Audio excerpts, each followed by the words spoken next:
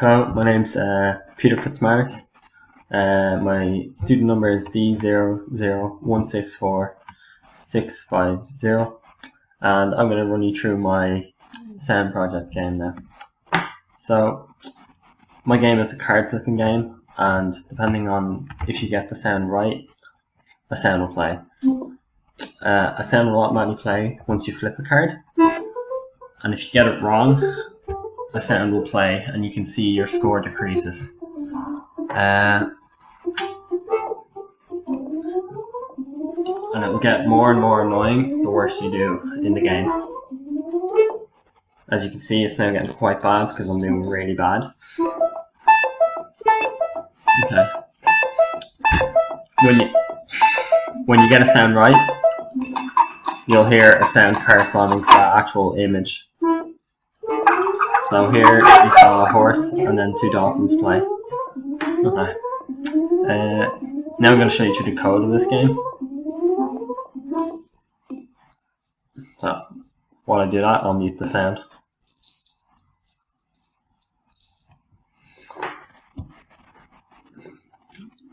Okay, so as you can see here, this is the code for the game.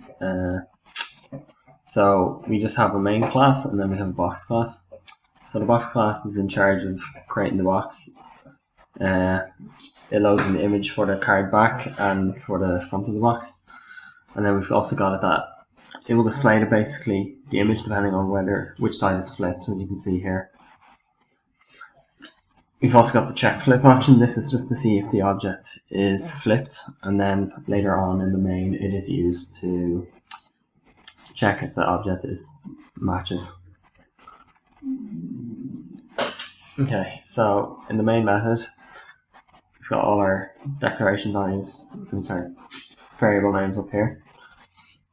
So we've got our P image. This is how we're using an array for our images. Then we've got a box array. This is also an array for our boxes. So in our setup class, we've got the size and the background color of our game. And the background color you don't really see because it's instantly loaded over by cards. And then the size of the game is how big the screen size is. Okay, so then we've got our port number. I'm just using this port number. Here we've got actually the font color. This is the font and the font type I picked for font color of the actual writing score was. Okay, this is again the port number. Okay, so here we have the images loading into the array and their positions in the array that I've loaded them. We then get the positions. They're randomly put into a list, and then they're shuffled, so they're random. So this is the create the box at the image selected. So this goes through to make sure that there's 4 boxes across and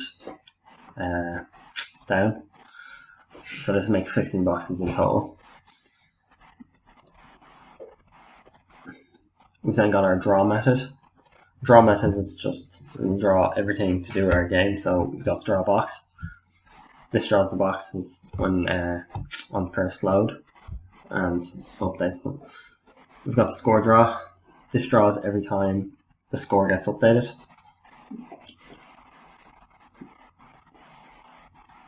So this checks if it's flipped and not completed, and then if it is, and adds to the array to check for a match.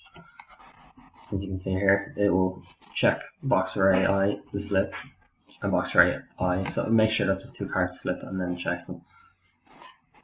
So then it checks if they match. So if box array.length equals 2, so if 2 cards are flipped, and if if they both match, if they both equal each other, then they get a score, as you can see here. Score plus plus. And then we set them as it's completed true, so that you cannot get more points off them, and they've already been marked off as complete, and they'll stay flipped. Here we get a sound then actually played. it goes through the animal message box, and it plays basically. Oh yeah, sorry. It sends in the array position of the image. So the image, it will play the corresponding image to that sound. So if it's the tiger image, it will play the tiger sound. Okay. So else it doesn't match, it reflips them back, and you lose a minus point. So there's minus points in this game, and depending on how bad you do in the game, the sound will get worse, progressively worse. Okay. So now this is the score. So this is how the messages of the score system are read. So if you get a score of 8, which is the perfect score you can get in this game, a unique sound will play, and it will play through the score plus. And I'm just adding a 1 in here, which is sending in a bang message, basically. Now, if your score is between 5 and 8, basically, you'll get a good, and your name's then printed in, and you get your score is updated, and it adds your score. Same as with 5 and 0, however, it will play a specific message according to that score. Between that range, it'll play another message, whereas between here and here, no message is played. Okay, so now if the score is 0 and -2, another message will be played, which again I'll talk about in the PD part. Okay, so as you can see, these though, however, are all score. This is because I want these to override each other once they're played. I don't want them playing on top a separate message. I want them to play with the same message. Just like as with the animals, I don't want an animal. I want the animal noise. If they continue on, it overrides the previous one. Okay, yeah, and there's just basically different messages depending on how well you're doing. Let's see. Yeah, so this again just draws the box. 16, the array size, and draws them. So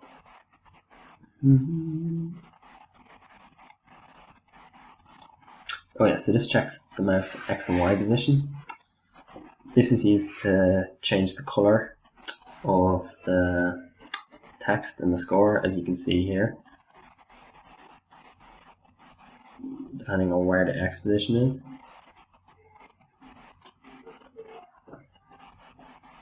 Okay, if we stop, that's just a message. That will just stop if you want to stop. No actual sound plays out of it. Yeah. Now we've got mouse pressed.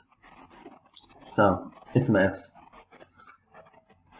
so it checks the array, box I, it checks which one is flipped at the X using the X and Y mouse position, and if flipped, okay, it will play just the card noise. So you'll hear that, as I'll show you here. You hear that whoop when it plays. This is just to show that you flip the card, the first card, and even with the second card it'll play this as well. Now here we've got a reset. So this is me. I was trying to get that you could write a high score system, though. However, I didn't get it fully completed. So in the end, I've created just kind of a simple reset. The reset will set just the score back to 0. It doesn't actually reshuffle yet because I couldn't get that working. So yeah, if you press anything that's not basically a letter key, it will reset the game score.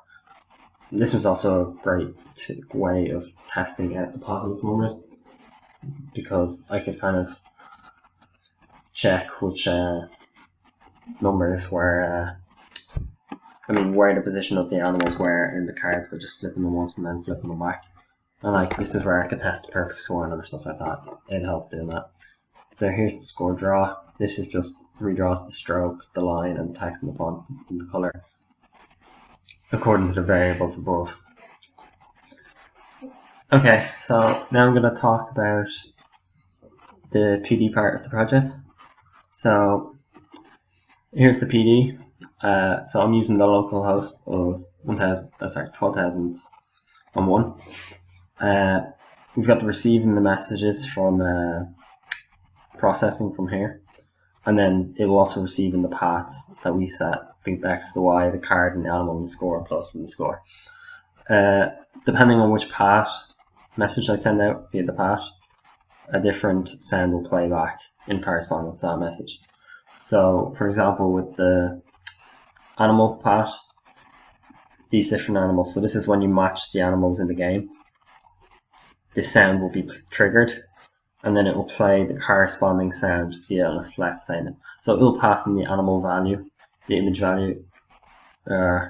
So if the image is 1, it will be the giraffe, and the giraffe then is played sound here to remind the giraffe. So in the giraffe, it's just a simple giraffe.wav file, and all the other files are WAV as well. It reads through, and then it will play it out. The calculations is literally just to say how long the audio file is going to play, and then it will also put it to 0 so it doesn't continue playing. This is more a case of when the file is too long and it hasn't been cut. This is what this is kind of used for. Okay, so now I'm going to talk about the card. So the card, this is the one here. It's played every time basically the card is flipped, and it will play a different kind of sound once it counts through. So it will count 1, and that will read the chord at 1, chord A, the position 169 for example here, and then it will convert that MIDI to frequency, and then it will oscillate it out at 660, and then it will play it out to the DAC. The speed at which it will play is decided via this V line, and it will have a certain attack and decay according to this V line. Okay, so next I'm going to talk about the score ++ modifier. So it's this one here, as you can see here. It basically plays every time you get a perfect score of 8 in the game, which is quite rare. So it just plays at 250, so 1/4 of a second, and it basically then binds this. It picks a random number out of 60, which then binds either melody, major, or minor. And from melody, major, or minor, it decides which of these arrays it will play out. And then that is fed out here to the DAC, and how fast it goes is decided by the rhythm and the V line, which is then played out.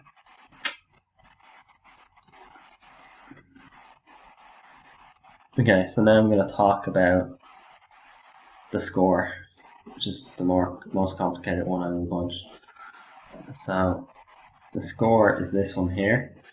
So this passes in the score variable from processing, and then it bangs the score. So say if it's a 1, it'll pass that out, and from the select statement it will bang with the 1 here. So the select statement goes from -5 to 5, and according to what value is passed in, those statements will be banged. So if it was a 1 or a positive number between 1 and 5, this statement here gets banged, and this basically just plays a sound over half a second, and it plays the array first, and it'll play the tune, which I just added a 60, which adds to the array, and then a note, which then converts the array, well, the number read in, into frequency, which is then played out. I've also got, as you can notice, that the bangs. So see the way this is the bangs for 1 to 5, and it actually bangs into the 0.5. That's to get the volume of that sound. However, if we bang the 0, which is the next one in the line, which isn't between that, it actually knocks it off. because I banged the 0 as well. Okay, so as I said, the volume of the sound is passed through depending on the bang of the positive. If it's here positive 1 to 5, it's 0.5, and if it's 0, it'll then bang in a 0 value, which makes then the sound be completely muted. So I've got a different one for each one. So this is the one that's played if 0 is banged. If the number is passed through score-wise is 0, this is played. If it's -4, this sound is played. Now the sounds get worse the higher the minus number. So this one is quite irritating. Then we've got -1 here. This is again played through. It's banged to the -1. Got -2 here, and then we have got -3. Now -5 is a bit different.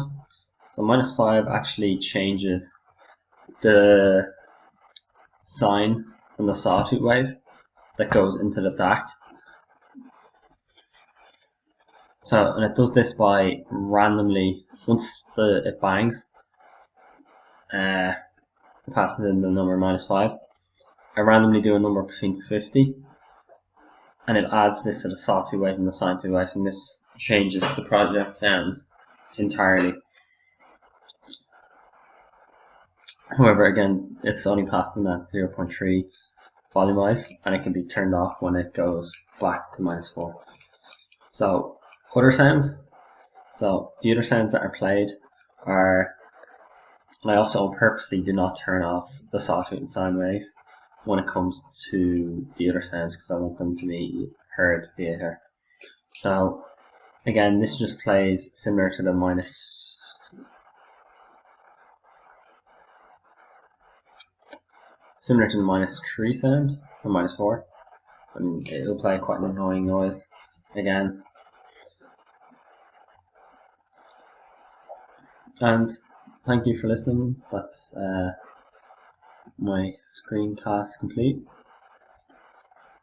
Bye.